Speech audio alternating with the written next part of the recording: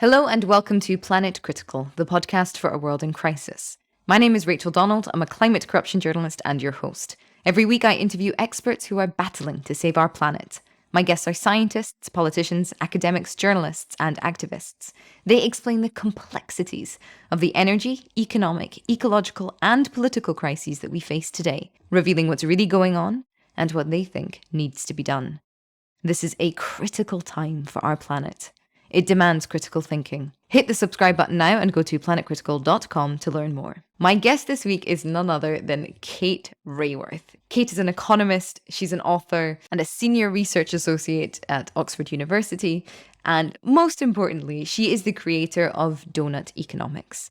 Doughnut Economics reimagines the world economy and local economies in a way that is in keeping with the planetary boundaries, so ecological health, but also that puts social health front and center, i.e. that people have access to education, housing, healthcare, well-being, social equity. I'm trying to think about how I can describe this visual image. I would highly suggest you go and Google it. It has this amazing diagram that is just so explanatory. But essentially, it is a way of creating a balanced and regenerative and distributive economy that ditches our focus on growth and ditches our focus on the private sector and ditches our focus on profit maximisation to create an economy that is about well-being, not just human well-being, but the well-being of the species that we share this planet with, and of course the planet itself. Kate, like many of the other guests on this podcast, has a vision for where we could be and what we could be, what we could achieve together. That's not to say getting there will be easy. It will be difficult. But the point is keeping our eyes fixed firmly on that vision, firmly on a world that prioritizes the health and happiness of people and the healthy longevity of our planet. And if any listener hasn't come across Doughnut Economics before, I'm so excited to be able to present it to you now. I hope you all enjoy this episode. If you do, please share it far and wide and leave a little review on whatever app you're listening to this episode on. If you're loving the show, support Planet Critical with a paid subscription at planetcritical.com or on Patreon. The link is in the description box below. As ever, a huge thank you to the Planet Critical community who choose to support the show and keep this project going every week. Kate, thank you so much for making time for Planet Critical. It is such a pleasure to have you on the show. A big pleasure to join you. So just a little anecdote to begin. You are actually the reason that I am on this climate journey. I listened to your episode of Freakonomics when you were interviewed by the economist. I can't remember his name off the top of my head. And I remember I was on a bus going through Holland and I just had my head in my hands. And it's just like, oh my God. Everything starts to make sense. It was the first time I'd encountered a sort of systems thinking perspective. And I came home, Googled you and your work for hours, and then started to sort of try and fill in the gaps of other people that were doing this thing. And I think from that first step, it was about a year later that I launched this podcast, just through increasing interest in research and concern about the way that we were going. But it was all thanks to that interview with you on Freakonomics. Wow. That's big news to start with. I'm amazed and honored. It's amazing, isn't it, when each of us is triggered into thinking differently and what unlocks that opening up of worlds and discovering of ideas. And I'm thrilled if that podcast was part of your journey. Thank you. It absolutely was. It was the cornerstone, the first development of it. And I would love to know yours. Before we get into Doughnut Economics and introduce that model, you are an economist. At what point in your training did you start to get a sense that the neoclassical economist was just not fit for the 21st century? Well, that's a great question. So when I went to university to study economics, I had never studied it before. So Right. I turned up surrounded by lots of students who had. And so my first jump into it was scrambling to catch up, right? I wasn't questioning. I was trying to learn. I was trying to catch up, trying to understand. It took me a long time to start asking the questions. And it was actually my professor, Professor Francis Stewart, when I studied development economics. It's called development economics as if I don't know what the rest of it is then. And the first essay she gave me to ask was, what is human development and how should we measure it? And it was the first time that anybody within the field of economics had asked me, sorry, what is it we're trying to do here? Right. How would we know if we were getting there? And it was just so struck me that this was the first time this question had come up. And that took me down a whole different route of thinking and rejecting the metrics and the analysis that I'd inherited. But I have to say that I'm a real visual thinker. I love pictures. I love simple ones. And I was shown this diagram by a futurist called Hazel Henderson, who sadly died earlier this year. So it's nice to bring her back in the room. She drew this picture of a cake on a little cake stand of lots of different layers, the bottom slice, the middle slice, and the tiers of a cake. And she said this was the layer cake of the industrial economy. And on the bottom slice was called Mother Nature, on which everything sits. And then there was the love economy. She was from the West Coast of US, right? Love economy. It's the unpaid care economy, the cooking, washing, sweeping, raising the kids, caring for each other. No money passing hands, but foundational to life. Then on top of that was the public sector providing health and education and roads. And then there was right on the very top of the icing, just the icing on the top, it was the private sector. And I just thought this was brilliant, visually showing that what we think of the economy business is dependent upon, sits upon this invisible but essential world. And I was so struck that why is it that the best diagram of the economy that I've ever seen looks like a cake and was never in my textbooks. And I pinned it on the wall next to my desk for ages. It just was making me think this shows something that's left invisible in everything I was taught.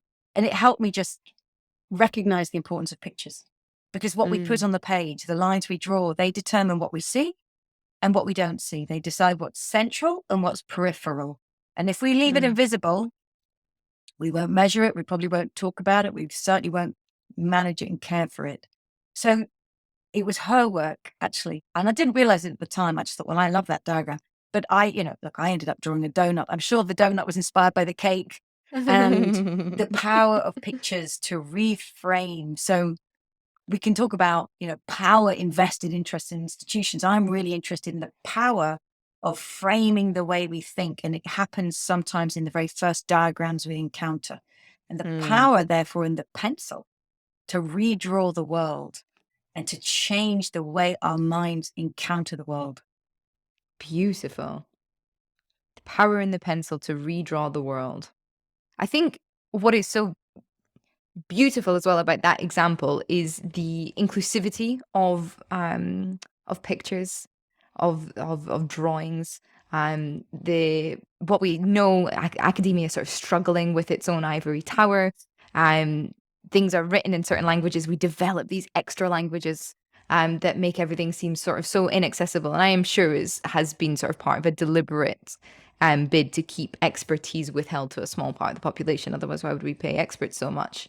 And so I love that as part of the kind of, Doughnut Economics is also sort of about redistribution, as far as I understand it, and you will, of course, explain it, but also this redistribution of knowledge and accessibility and including people in the capacity to redraw the world and reimagine the world, which has been left to just such a small select group of people for so long, which I'm sure is why we're in this mess now. Yeah, and actually, when I graduated from university, and when I first of all, I didn't ever want to call myself an economist, because I had come to see the deficits in what I'd been taught, the lack of conversation about power.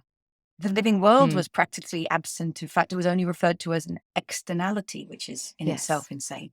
And I never, ever wanted to hold out my hand and say, hello, I'm an economist. And in fact, years later, when I was writing the book, Doughnut Economics, and I was a mum of 2 young kids, and I would be chatting to other parents at the school gate, and they say, what do you do? And if I ever said, well, I'm writing a book about rethinking economics, the first thing people do is they step back. They immediately say, oh, I wasn't very good at maths at school. And I think, wow, what is it about economics that most people think it's too hard for me? I'm not a mathematician, so I can't get involved in this, but it's actually massively determines each of our lives and should be an utterly accessible conversation. So sticking the word donut in there and calling it Doughnut Economics, it's a little flag waving saying, this is fun, this is accessible, this invites your humor and your play. This is for everyone. And I've been really thrilled by the way that so many community organizations and teachers have brought it into community conversation, into the classroom, and made it irresistible, playful, and made everybody realize, actually, I can be part of this conversation. And this makes sense to me. This version of economics makes sense to me. Now I'm empowered, and actually I have a lot to say. I can't really ask for more than that. I think what's so funny about the sort of neoclassical economics is maybe it had to be couched in such opaque and obscure and inaccessible language, because when you do explain it to somebody who has any shred of common sense, they go, well, that's not going to make sense. That doesn't work. That's how the real world works. Yeah. So there has to be this sense of reimagining it. But I mean, yeah, the failings of it are so evident. And we talk about it a lot on Planet Critical. So could you walk us through what is Doughnut Economics and explain it to us why it's taken the world by storm? Because it really has. Well, I'm very happy to tell you what Doughnut Economics is. So economics means, if you take it back to the ancient Greek roots, it means the art of household management. And we could not need anything more than that right now, right? This is a critical thing. And I really like to go back to the roots of the meaning of the word. Let's reclaim this word and its ambition and its intention. So Doughnut Economics was my response to being really frustrated by what I was taught. And years after, in fact, it was after the global financial crisis, right? When I heard economists start saying, well, we need to rewrite the economics textbooks to reflect financial realities. And I thought, I'll be damned if we're only going to rewrite economics textbooks to reflect financial realities. We need to reflect the crisis of social inequalities within and between the nations. We need to reflect climate and ecological breakdown. We need to rewrite economics for all of this. So what I did was go to read all the economic theories that I had never been taught. And they were amazing. Feminist economics, ecological economics, and complexity economics. There were some phenomenal ideas there. And I wanted to ask myself, what happens if we don't leave them as all of the disparate schools of thinking, and you have to choose which direction are you going to go in? Bring them together, make them dance on the same page. And that was my goal with Doughnut Economics. And at the heart of this is, of course, this word I keep saying, the donut. So the donut, it's a picture. And you can think of it as the kind of donut that has a hole in the middle. So it's a ring. And I offer this as a compass for human flourishing in the 21st century. And if you think of humanity's use of Earth's resources radiating out from the center, then the hole in the middle of the donut, that's a place where people are left falling short on the essentials of life. That's where people don't have the resources they need to thrive without decent food and housing, education, healthcare, income, community, political participation, social equity. The world's governments have already agreed to this because these come from the Sustainable Development Goals. So leave no one in the hole. But it's a very big but. As we collectively use Earth's resources to meet our essential needs and wants, we cut timber from the forest, we draw minerals and metals from the land, convert land to create food, we emit carbon emissions, we draw water from lakes and rivers. As we use Earth's resources, we start putting pressure on the life-supporting systems of our planetary home. And that's the outer crust of the donut. It's like an ecological ceiling beyond which we should not go, because there we risk breaking down the delicately balanced living planet that is life on Earth. So we need to live in the ring itself. And in essence, I can say, leave no one in the hole, but don't overshoot Earth's limits. So we need to thrive in that ring-shaped space in between the two. And already this is transforming our deep sense of progress and success, because neoclassical 20th century economics told us it's growth.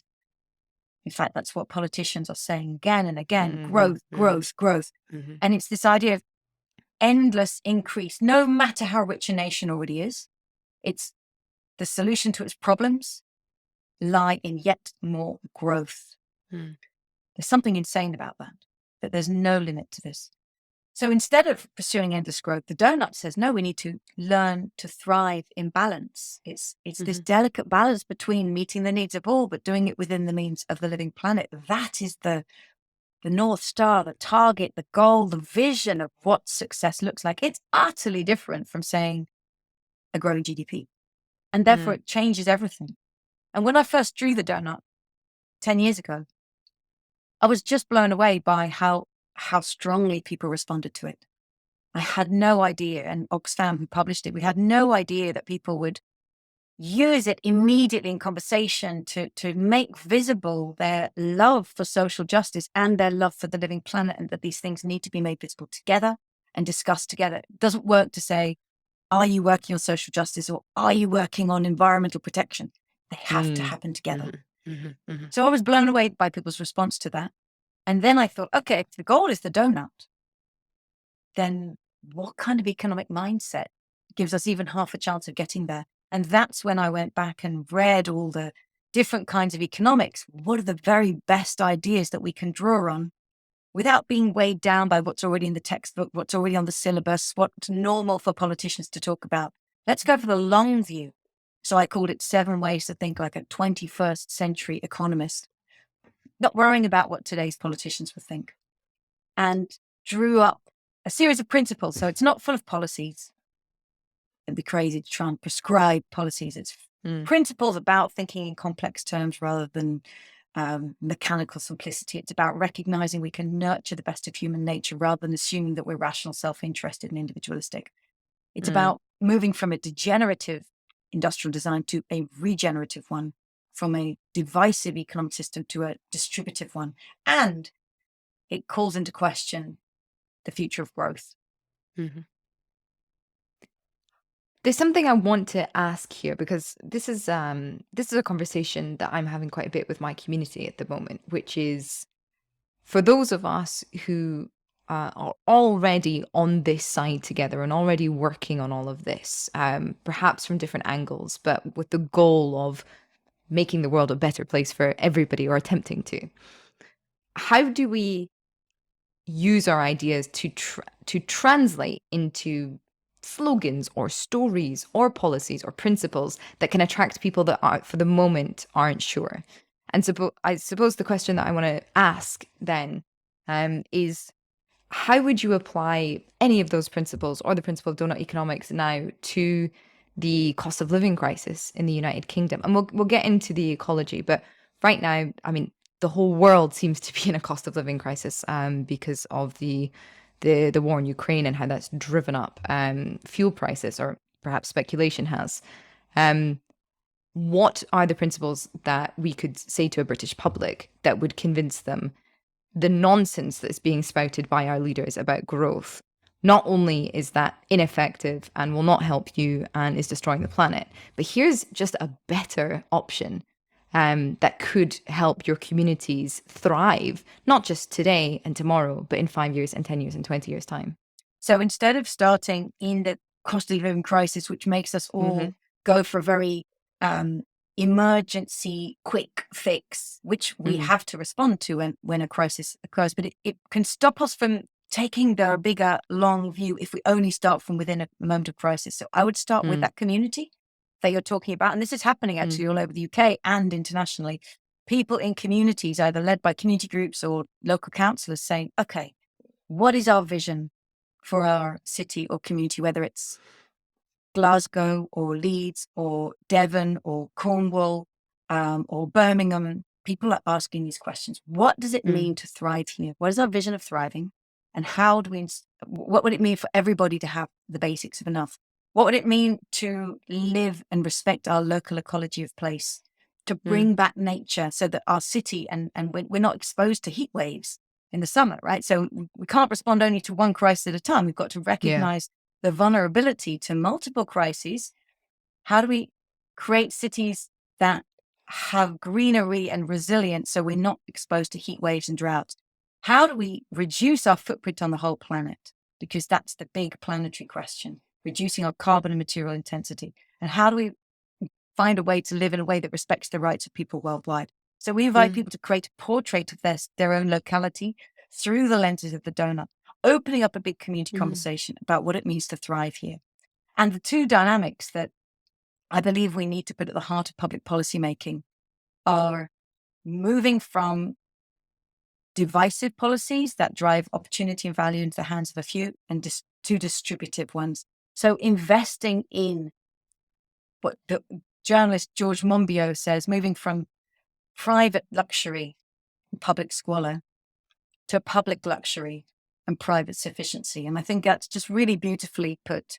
How do we create public luxury in terms of really great public transport, affordable social housing, so people aren't suddenly exposed to hiked mortgage prices, but they know that they can afford their rents, that we can create locally owned enterprises where food is affordable for all. We can create renewable energy that might be a solar cooperative owned by the local community, owned by the school, so that removes us from this vulnerability to the geopolitics of fossil fuel prices. There are solutions for all of these things. One of the reasons why we're in a crisis now is because we've left it so late to remove ourselves from a dependency on fossil fuels. And suddenly you find yourself caught in crisis. So redistributing the ownership of the sources of wealth creation.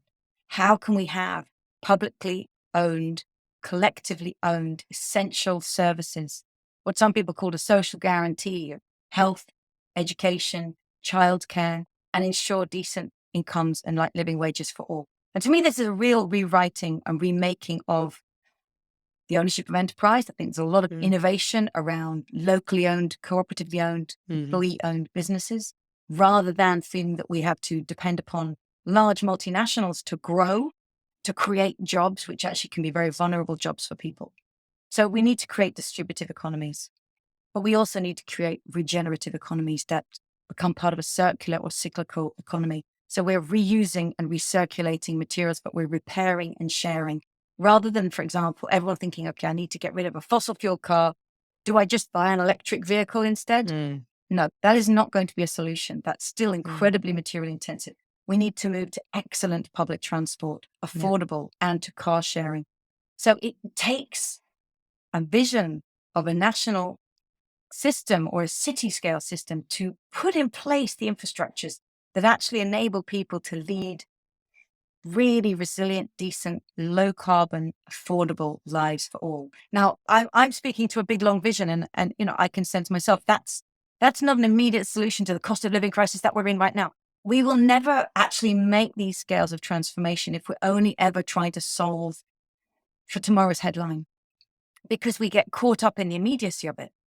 But if we were going to deal with the immediacy of it, a windfall tax on fossil fuel company profits that are extraordinary right now would be a very sensible way of redistributing unanticipated extreme wealth to those who most need support. And the numbers of people being forced to go to food banks in this country is extraordinary, given it's one of the richest nations in the world. So I don't try to solve the politics for tomorrow's headline, but speak to a much longer vision of where we need to transform to, because I do also believe that it's in crises that the most progressive places and policymakers will pivot towards a new vision, right? Crisis actually opens up an opportunity to leave behind and stop trying to fix incrementally the old system and actually invest in a new. I think your theory that is being proven right now. We are in the week of protests outside Downing Street. We had all of the campaigns, Enough is Enough and Extinction Rebellion and Just Stop Oil, Insulate Britain, all of these groups come together over the weekend as well to block Westminster Bridge. There is a seemingly sort of coalition and urgency that perhaps we haven't seen before. I suppose, though, still, I kind of want to stick on this tension between the immediacy and the long-term vision, because for many people all around the world who are not privileged in the way to be sort of sitting in a studio with equipment having highfalutin conversations, who are thinking instead about where am I going to get fresh water, or how am I going to get food, or how am I going to keep shelter above my children's heads. What kind of messaging do we use, or how do we speak to the genuine immediacy and urgency of their issues? And how do we communicate that the vision that is in the long term is equally for them? Because for me, it feels like if there's A, B, and C, A being the immediacy and C being the long-term vision, we haven't quite figured out how to make B manifest itself, or how to explain that first all you need to do is move to B, and then C will arrive with us as well. So the governments of the day promise growth that will somehow trickle down to help solve these crises. And I think for decades it's been proven that that's not how it works. We live in a world in which the richest 1% of people own half of the world's wealth. The goal of the framing of the donut is to put the immediacy of people's needs right center of the picture. So if I were to hold up the donut in front of us, right in the middle of the whole of the donut, it says food, energy, water, housing, social inequality, ensuring equity, income. These are the essentials of people's lives, and these are the issues that are in crisis. It's interesting to me that only a couple of years ago, maybe before the COVID pandemic, many of the world's high-income countries, when they would look at the donut, they would say, well, these things we've sort of got sorted. Like, these aren't crises for us, but they are crises in every country in the world today, because we recognize that food and energy and water are deeply intertwined in the way they're provisioned in the world. And so these are very real in people's lives. So to create policies that put front and center, how do we ensure that everybody has enough food to eat, that everybody has affordable, clean energy, that they have decent housing? The reason why it's hard to suddenly solve in a country, especially like the UK, is because for decades, governments have sold off public housing.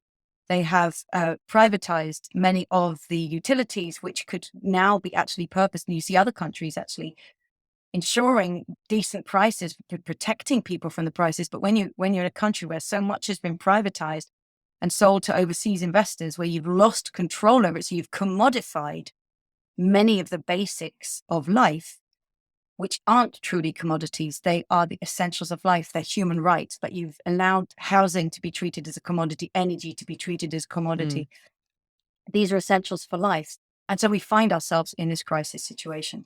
So it is that the further you go down that road, the more radically transformative it appears to be trying to actually solve these by bringing them away from that commodification sphere and actually treating them as if they are public goods that need to be ensured as human rights. So it's not easy to bring this language immediately to people until we can talk about the immediate needs of protecting people's access to energy, all the things we could have done and should have done already, like insulated 27 million homes in this country, would already have reduced the cost of living crisis.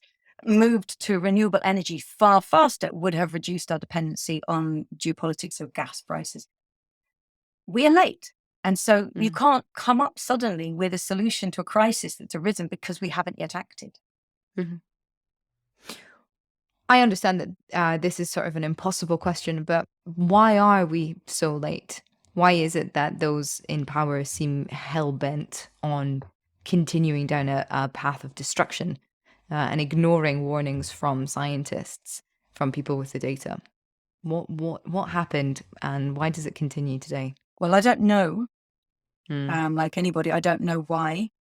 I think we're also caught in its moments. Perhaps historians will look back in 100 years and they'll see so much better than we can in it. Why? But it seems to me because to propose change requires so much more work than to propose continuity. If you want to speak for a different vision of the future, you need to propose it. It's like the onus is on you to explain how that could possibly work. How will everything work? How will the last detail of this work? And how will that work? The onus is on you to explain how transformation is going to work. When those who are running the economy according to its status quo are so rarely asked, how on earth are you going to not destroy the living planet, which is already well underway?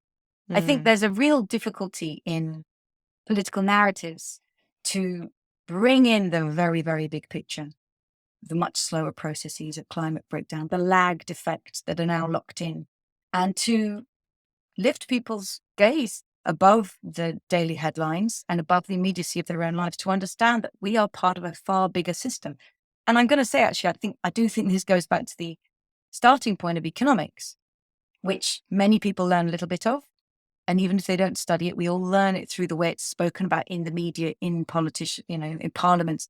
So economic mainstream begins with, welcome to economics, here's supply and demand, here's the market. It starts with the market, it starts in market.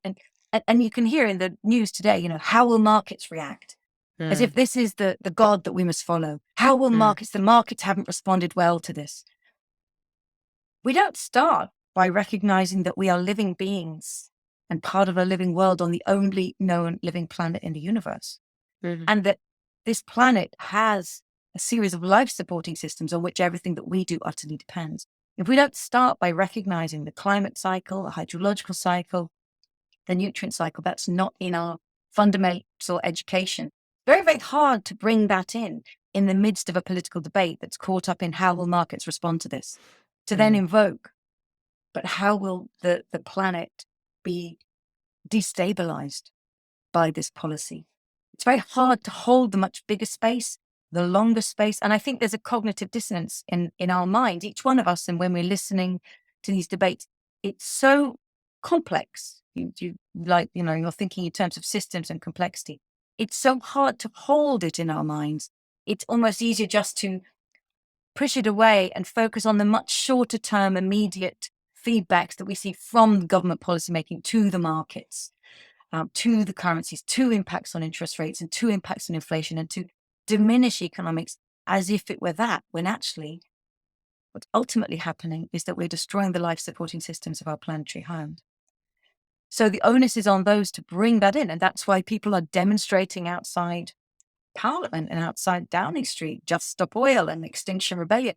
How do you hold voice for a thriving, living planet in a policy space that finds it very, very hard to let you bring that in? It's an extremely difficult job to do that well and to feel like you've got currency on the immediacy of the news. You've got 2 minutes to explain why you've got a problem with growth, for example. How are you going to do that? How are you going to come in and actually disrupt this worldview? So that's why with Doughnut Economics, we believe that starting to put it into practice in towns, in communities, in cities, takes it from being an idea on the page that you're trying to justify an idea, and you can actually turn and look at the way places and people are already starting to do this, always with constraints, because every town is based in a city, in a nation, and based in a region in the world. So it's constrained by the global systems of which it's a part, and yet transformation begins. And tell me about those cities, because when I was living in Holland, Amsterdam, I believe, was the first city to publicly declare itself a Doughnut Economic City. And they went about remodeling their systems in order to fit your model. Now, I haven't exactly kept up with how it's going, but I believe they're still using it. Where else are we seeing communities use this, and what benefit are they reaping from it? So Amsterdam was indeed the first city to say we're going to use the donut model, and not across the entire city, but to say, our ambition to become circular city. So to be 100% circular by 2050 in our use of materials, be 50% circular by 2030. These are big ambitions. This is transformative. And what's it's clear from all the different places that are now engaging with these ideas, these are places where there are people with ambition and vision to transform, that they know that they need to bring about the transformations of our times. And a concept like the donut gives a really useful, overarching frame to saying we need to transform, we need to decarbonize our economy, we need to create a circular economy, we need to transform our food systems, we need a fair economy. You can't have 5 or 6 different agendas. Bring them together under a vision that says, let's meet the needs of all within the means of the planet. Let's do that in this city. The donut offers you a vision to which all of these agendas speak. So what we're seeing is they already have that ambition, and they bring in the donut as a concept to explain it, to guide it, to visualize it, and to make it compelling. So it's around decarbonization, circularity, and we're seeing more and more cities from Amsterdam and Brussels, now Glasgow, Barcelona, Nanaimo in Canada, Ipoh in Malaysia, Saldanha Bay in South Africa, El Monte in Chile. There's around 40 local governments and city governments around the world who have themselves said, we think these ideas are useful where we are. And that's a really important principle, actually, for us at Doughnut Economics Action Lab, that we set up to work with these very change makers. We've never once pushed or tried to persuade or convince anyone to use these ideas. There are so many ideas in the world. People in a place facing the complexity of their own local reality, those people are best placed to decide, does this idea help bring about, help motivate and speed the very transformations that we believe we can create here? And if so, then they bring the ideas in. So it's it's an idea that's in the commons, and it's being picked up and put into place in many cities around the world. So there are places that are decarbonizing their city center, removing cars and traffic from the city center. They might be aiming to be a circular economy, using it as an alternative to the pursuit of endless growth for the success of their place. So what motivates us here is not to say that the local economy is always growing. What motivates us is to say that are local people leading good lives? And are we doing that within the means of the living planet? And can we monitor ourselves by these metrics that we define locally? So over time, we'll be able to see whether this is becoming a thriving place. And for me, it's very important to move from the language of growth, which is such a 20th century framing, to the language of thriving, which is also alive, which is also healthy, but it's not endlessly increasing in size. So these towns and cities, they're just getting going. And I just want to reflect on, let's go back to neoliberalism, right? It was in 1947 that Milton Friedman and Hayek and others got together in a little village in Switzerland called Montpellier. And they said, let's create this new economic agenda. It's called neoliberalism. And they started seeding it right back then. Now, it took 3 decades until the 1980s when Reagan and Thatcher actually put it into practice on the world stage. And after 3 years of neoliberalism, somebody said, well, how's it going? It apparently wasn't going anywhere. It was seeded for decades. Now, we do not want Doughnut Economics to be seeded for decades. We don't have time for that. But what I think is happening is it's taking root. The ideas are starting up. So places are trying to figure out what can we change? What can we stop doing here? What can we start doing here within the constraints of our national legislation, within the region, within the world? We're still part of global financialized economic systems. What can we start to change here? How do we change this local conversation? How do we explain to residents why we need to create a circular economy? So we're seeing it mostly be used in context of creating a circular economy, of investing in bringing back nature, on decarbonizing, and also community wealth building. So building local ownership, economic democracy, as people say. So locally owned enterprise. Some cities, for example, say we have a social entrepreneur hub. We want to get new innovations and new businesses started here. And we want to infuse their startup with the ideas of Doughnut Economics so that enterprise really does help sequester carbon. It helps build community. It helps solve problems in the world through enterprise. And it doesn't get captured and turned into a money-making machine. It actually can pursue its purpose. How fantastic. I think what's so wonderful about it is that once you kind of take the filter, the paradigm of neoliberalism away, the amount of creativity that is opened up with the idea of circularity and community and justice and equity and collectivity and intergenerational rights and the planetary well-being, what humans can devote their life to, each other and the future and the now, it's just invites for so much more creativity than profit maximization, which is the cornerstone of neoliberalism. And I think that's something that's so exciting about your model. I do have a question, though, that I've been burning to ask you for about a year, because I had a material scientist on the show about a year ago, and we were talking about circular economy, and he went, listen, great, love the idea, but the models don't factor in the materials that we have. And it is not possible to endlessly recycle everything. There will have to be some new mining, some new this, some new that. But essentially, we cannot have a circular economy and endless population growth and a balanced planet because of the limits to materials that we have. He talks about materials blindness. Could you, now I understand I haven't given you any figures there, but more of an anecdote, but could you speak to that? You put in there endless population growth, but we're not going to have endless population growth, right? The global population is still growing, but it's growing towards a plateau.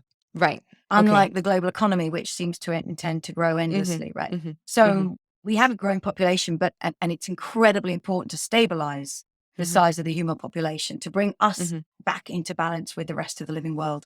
But yes, this material scientist, I would say, I think I'm going to agree with the material scientist that there's not unlimited materials. I mean, what sounds like what you're saying is this person was saying, we're going to have to do new mining. There's another side of that story, which is, and there's only so much material out there. Yep. Right. So the idea that, for example, everyone who say, oh, what we need to do is get rid of having fossil fuel cars and everyone buy an electric car. There is not enough minerals and rare earth metals and materials to do that. In fact, there's not enough to create solar panels for the whole world. And this goes back to the idea that we always must have expansion. It's all right, we can have more and more as long as it's renewable. No, we need to reduce demand. And a lot of circularity is about not recycling all the time. It's about preventing the need for recycling in the first place by refurbishing, repairing, resharing, and reducing.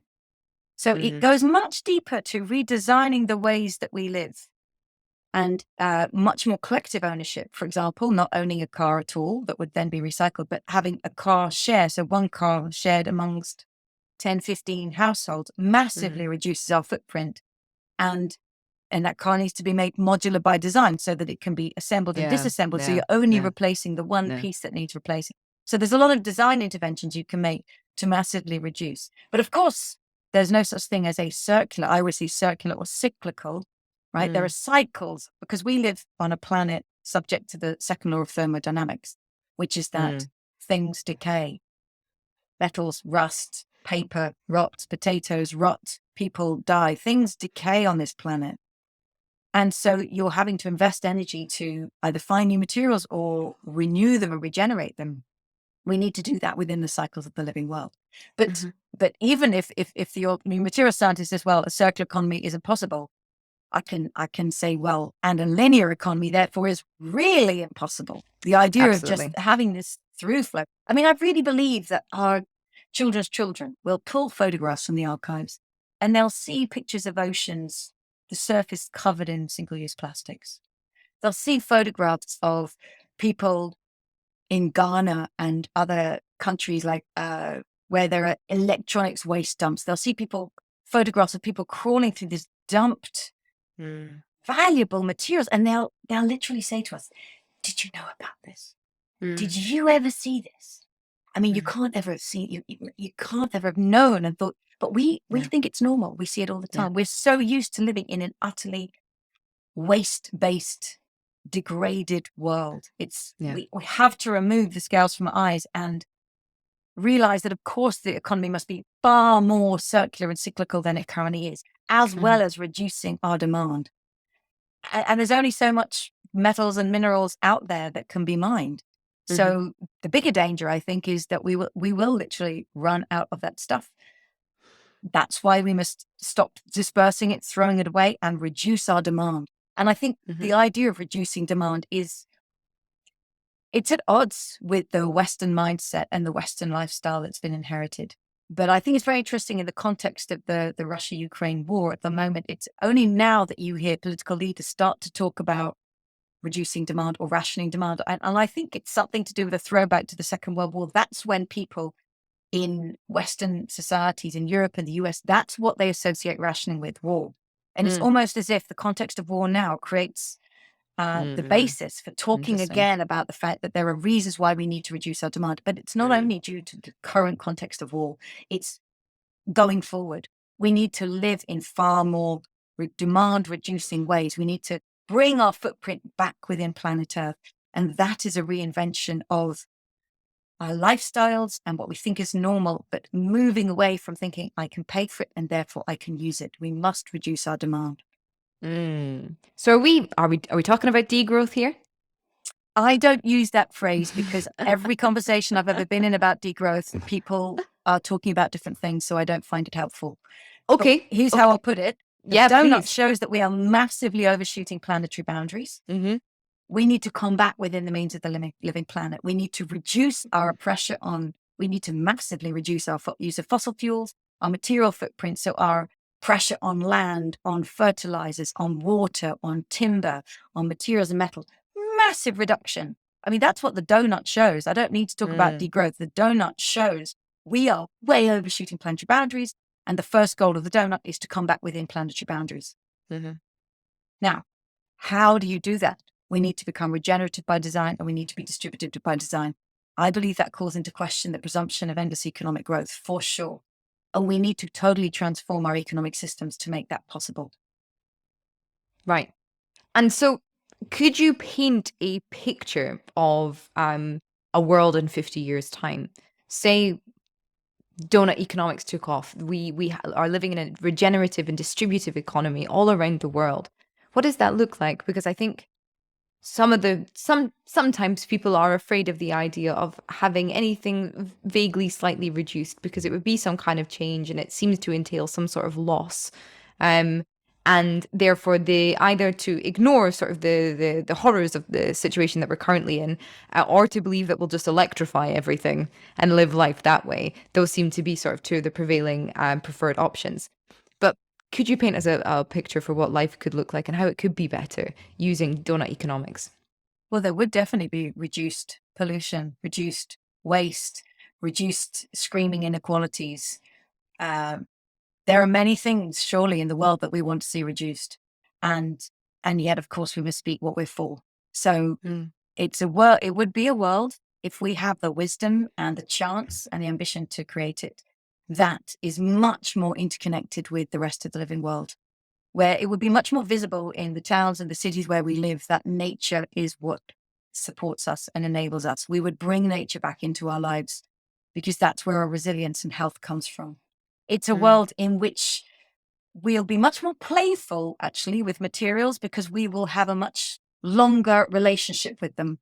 We will be refurbishing and repairing and reusing and reinventing and remaking. And I think a lot of creativity will come out of that. I think it's going to be a world which will be informed by what's often called cosmolocal production. And the idea is that atoms are heavy and they should circulate much more locally. And we should use locally sourced materials, but bits are light and can travel globally. So we can share ideas and designs in the global commons, but we should make the materials and reuse and refurbish and repair those materials much more locally. And to me, the concept of cosmolocal production is a huge hope for the future because it means that we could actually, through micro factories that have all the laser tools, the internet connectivity, the distributed solar energy that connects them to the world, we can create local fabrication centers. That means you could actually bring fabrication, micro manufacturing, locally owned enterprise into communities, rural and urban, around the world, rather than what we currently see is the pressure of people towards urban centers, and people removed from the land that they've always known, the community they've known, pushed into urban centers and often into real deprivation and vulnerability there. So it's a world of cosmolocal production. It's also a world in which we judge the success of nations by whether or not that country is getting into the donut. Is it meeting the needs of its people within the means of the living planet? By the way, today, the country that's the forerunner in this is Costa Rica. It's much closer than most countries to meeting the needs of all its people. And it's closer than any others to living within the means of the living planet while it does it. So we will never be talking about developed nations, right? I mean, let's banish that language. All so-called developed nations are massively overshooting planetary boundaries and they're destroying the life support systems of the world. There's nothing developed about that. So we'll have a really different sense of what success looks like. I think it'll be a world in which we have a much, much stronger relationship to energy. We'll stop obsessing about GDP and I hope we'll massively definancialize the power of markets to determine and the flows and the ups and downs to give the thumbs up and thumbs down to nations. We will focus much more on energy because that is ultimately the currency of life, whether it's solar energy, whether it's damaging impacts of fossil fuel energy that we've been using, whether it's energy that we turn into food for our own bodies or harness through machines, whether it's turned into electricity, whether we harness water for energy, we'll realize that that is ultimately the currency. That is ultimately the budget with which we're working. And then we'll look up at the sun and say, thank you for this phenomenal solar income that hits this planet every day. And we'll get so much more creative about harnessing this gift of solar energy that comes to us every day. Wow. What a beautiful picture. It's also going to be a world, it's a complex world, right? And if you read the work of Kim Stanley Robinson, yes, Ministry for the Future, it's not a pretty smooth story, right? Getting it. So I'm envisioning a world that could work, but I think he's right in his book that this is a bumpy ride. We're in what he calls turbulent 20s. And that's why these crises are happening. And anyone who thinks we're going to go back to a world pre-COVID, I don't believe we are. I believe we are in an era of crises. And the question is, do we do we respond only very, very short term to each one of these crises and try and fend them off with outdated political language, promising growth because it's so easily pleasing, even though it's no way offers a solution to the complexity of what we face? Or do we start to say, recognizing the complexity of the context we face, it's actually time to move to a much bigger, longer term vision of transformation? And that's the space that Doughnut Economics works in, alongside many others, alongside the Wellbeing Economy Coalition and Economy for the Common Good, alongside Buen Vivir, alongside Maori worldviews, alongside Ubuntu, Vikap Sangam in India. There are so many worldviews that have always spoken to thriving. And I think it's actually the dominance of the Western economic mindset and Western economic power structures that have pushed us around this pursuit of growth for so long. It's time to bring through a vision of thriving so that we give ourselves even just half a chance of getting there. I think what is so important in what you've said is A, there are so many projects and schools of thoughts and communities doing something around the world. Yes. It is not hopeless. And B, it might be that the developed nations come last in a way, because it is this sort of globalized hegemony that we've exported around the world. And we have seen time and time again over history that it's other parts of the world that have community and collectivism in constant, or what's the word I'm looking for? Community and collectivism are the foundations of the very principles with which they live their lives, and have been deliberately undermined by political forces from the West time and time and time again. So it is, for people who feel despondent, I mean, look to all other corners of the globe and you will see fantastic things happening around climate, around community, around women's rights and all of these kinds of things. And we are currently playing catch up, unfortunately, because of the power of the West. How quickly we play catch up, or how long we refuse to no longer be world leaders in whatever. And that's going to have a huge impact on the world. But these things are happening. And I just think it's such an important message to say to people. I get so many people saying to me so often, but what do I do? What can I do? I don't know where to begin. What would be your advice to somebody that says, I don't know where to begin, but I want to?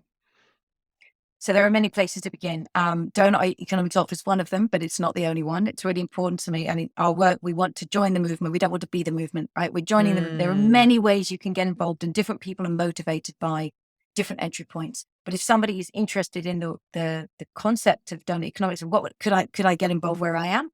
So we have Doughnut Economics Action Lab, and it's a platform that we invite anybody to join.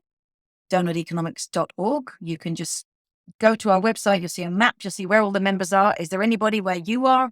Is there already a group organizing where you are? People around the world are taking these ideas and combining them with, say, transition towns, with economy for the common good. What can we do to make this happen here? How can we start organizing here? So you can, if you're a teacher in a classroom, how can you bring these ideas to your students? If you're a community organizer, how could you meet up with others and say, what would it mean? And I think one of the first places to start is to make visible what's already happening. As you just said, you look around the world, there are amazing things already happening. It's so easy to be hit by the headlines of despair and feel overwhelmed by crisis. It's so important to turn the other way and look at what is already happening. What momentum is there already that's taking us towards the future that we want? I mean, when I wrote Doughnut Economics, the number of people who came up to me and said, this book gives a framing to what I'm already doing. It gives a framing to the enterprise I've already created, the community group I've already mobilized. It's already there. It just needs the language, the images to help bring it together and make it visible. Because we can see another world is already trying to be born. She's already emerging. And that, for me, is one of the strongest reasons not to give up and not to fall into hopelessness, because there it is. It's rising if we can only make it visible to ourselves. So get involved.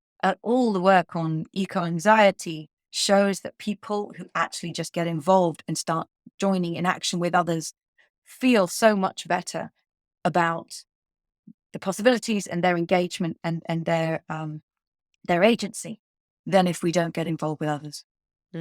Beautiful. Thank you. And my final question for you is, who would you like to platform?